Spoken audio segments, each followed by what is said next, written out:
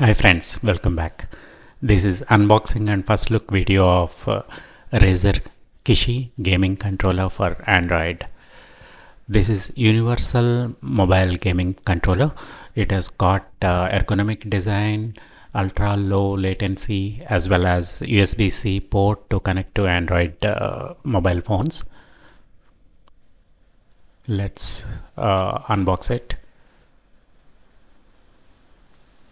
It is cloud gaming compatible and it is clickable, and it has got buttons like any other gaming controller, directional pad, joysticks. Here is the first look of this.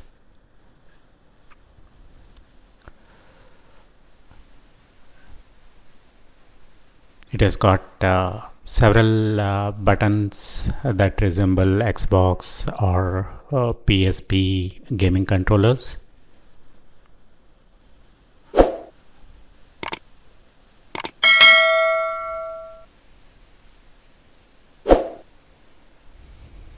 It is, and it has got nice user manual, Razer sticker.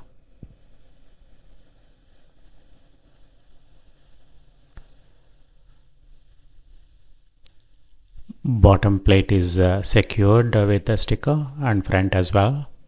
Let's remove it.